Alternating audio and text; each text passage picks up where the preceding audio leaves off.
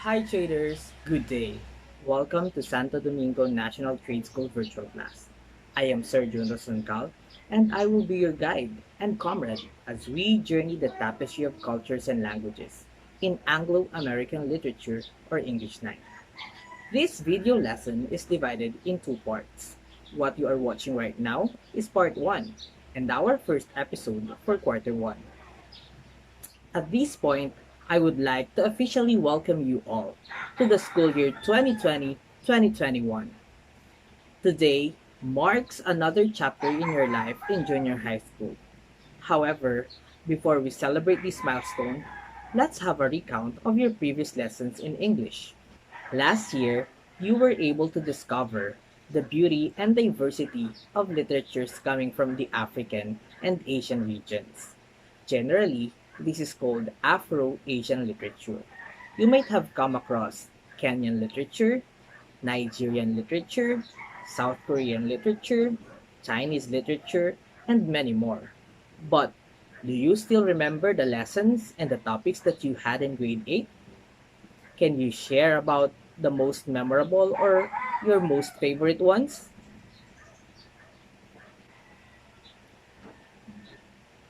Perhaps you thought of the poem African Child, written by Echo McRed, which fosters positive image of the African child, and perhaps change our perspectives and biases against African people.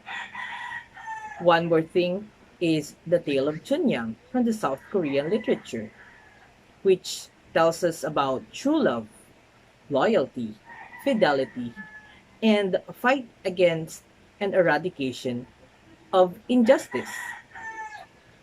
These lessons have prepared you to conquer the challenges of communication inside and outside of the country. Today, we will fly miles afar to the west as we meet the native speakers of the language, the Americans and Brits. We will discover how native speakers use their language in their literature and in communication per se. However, before we dig more into our first lesson, let us set our goals first. These goals, or lesson objectives, are the skills that I expect you to accomplish and develop at the end of our lesson. First, I want you to identify modals of permission, obligation, and prohibition. Second, I want you to differentiate sentences expressing permission, obligation, and prohibition.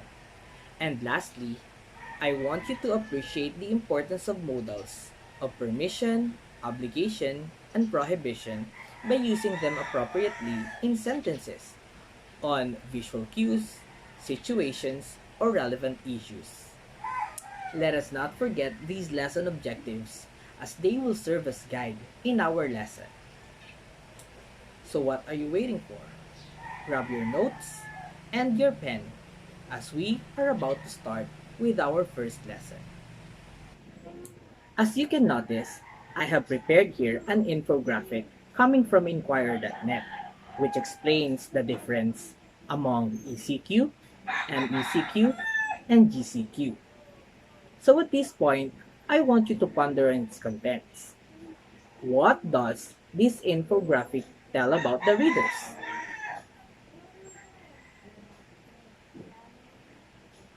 If you answered that this infographic tells the readers about what they cannot and what they can do during each classification, you are correct. Moreover, if I were to categorize the contents of this infographic, I would categorize it into three. First category is, it tells us about the things that we are prohibited to do or we are not allowed to do during ECQ, MECQ, and GCQ. Second category is, it tells us about the things that we are permitted to do or the things that we are allowed to do during these classifications. And lastly, this infographic tells us about our duties and obligations during these classifications. Again, This infographic tells us about the things that we are prohibited, the things that we are permitted, and our duties and obligations during ECQ, MECQ, and GCQ. In these trying times, it is just and apt to learn about making sentences that express permission, prohibition, and obligation. And to start learning about it, we need to learn first about modals. So what are modals? Modals are helping verbs that denote the intention or feeling of the speaker. Examples of these helping verbs are shall, should, will, might, may, can, and more. So with these words, we are able to express our intentions or feelings such as likelihood, permission, ability, suggestions, and the like. And how do we use modals in sentences? Basically, we follow the formula modal plus verb in base form. We are talking about the action verbs here, and their base form are those formed without number and tense. For example, the verb eat. When you have your modal can plus eat is can eat. So it is wrong to say can eats if the subject is singular. It is wrong to say can eating or can ate. So that is modal plus verb in base form. To continue, since we will be talking about sentences that express permission, obligation, and prohibition, we will be learning about the modals that you'll use to express permission, obligation, and prohibition. Let's have the modals of permission first. When we say permission, we are talking about the consent or the agreement to a request, meaning we allow something or someone. And to express permission, we can use three modals. The modal may, could, and can. Among these three modals, the modal may is the most polite to use to ask or give permission. Basically, you use this modal to someone you have just known or to someone superior or older than you. For example, your boss or someone you have just met on Facebook. Examples: may I use your alcohol? You may travel as long as you secure a travel pass. And may I have an order on Food Panda? Again, modal may is the most polite modal verb used to ask and give permission. Next is modal could. As compared to modal may, it is less formal, but still, it is polite. You may use this to older people or superior people that you already have known. For example, your parents or your brothers and sisters. Here are some examples. Could I go out even if I am 15? You could donate PPEs for frontliners. Could my friends visit me here? Last modal is modal can. Among the three, this is the least formal to ask or give permission. You use modal can to people of your age, perhaps your friends or your younger brothers and sisters. Here are sample sentences.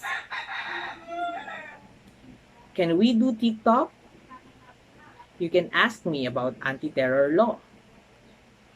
Can I wear cloth masks? Now let's talk about modals of obligation.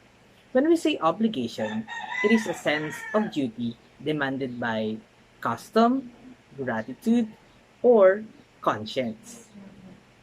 We could categorize these modal verbs of obligations into two. First, modal verbs of obligation that express strong or firm obligation or necessity, And second, modal verbs of obligation that express recommendation or moral obligation. Let's have the modal verbs of obligation that express strong obligation first. These are modals have to, need to, and must. We could also categorize these three modal verbs into two. First, strong obligation coming from outside force, and second, strong obligation coming from the inside. The phrases have to and need to express a strong obligation possibly coming from the outside. For example, Filipinos have to stay at home. Or some native speakers say, have got to, like Filipinos have got to stay at home. Next, he needs to work because his family have been starving for months. These sample sentences are strong obligations from the outside. Meanwhile, modal must expresses strong obligation possibly from the speaker's opinion. So, it is from within. Example, I must do my duty as a Filipino. This sample sentence expresses strong obligation based on the speaker's opinion. And now, let's have modal verbs of obligation that express recommendation or moral obligation. These modal verbs are should and ought to. You use these modal verbs if you want your sentences to signify obligations to morality and ethics. Here are examples. Children should obey their parents. Parents ought to respect their children too. And finally, let us discuss the modals of prohibition. When we say prohibition, it is the act of restraining or stopping an action.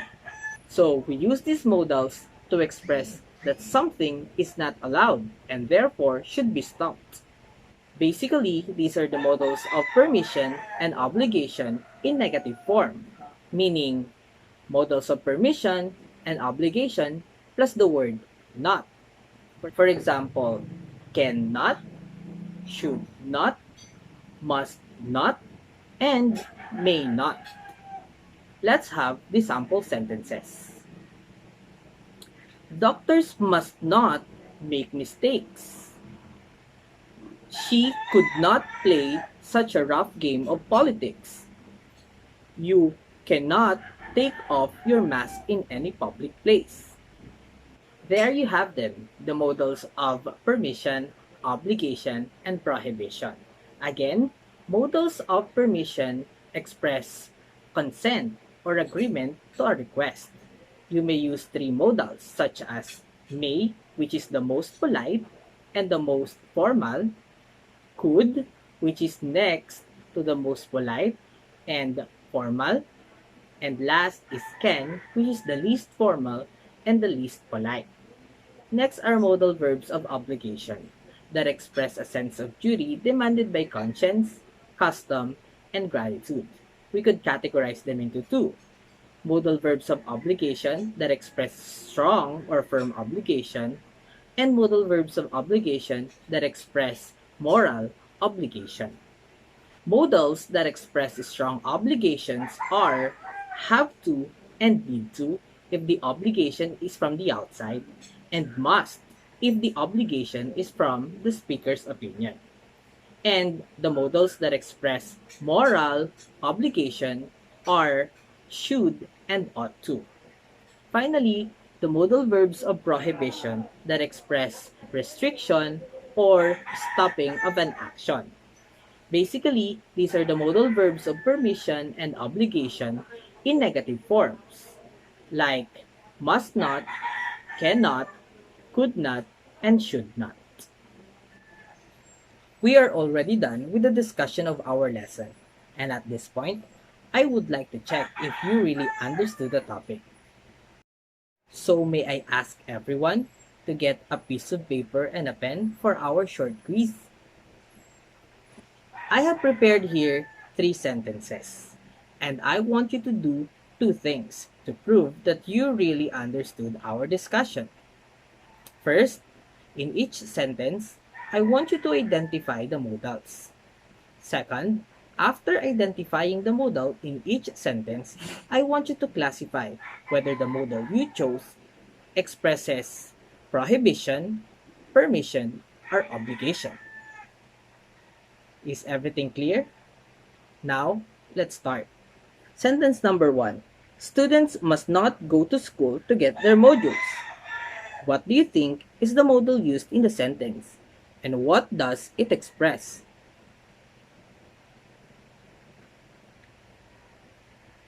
The modal used in sentence number 1 is must not, and it expresses prohibition.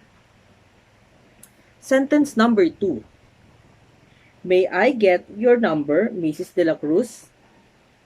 What do you think is the modal used in the sentence? And what does it express?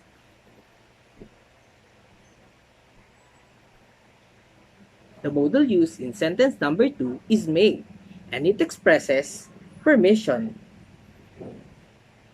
Sentence number 3. Schools need to photocopy the modules before the classes start. What do you think is the modal used in the sentence, and what does it express?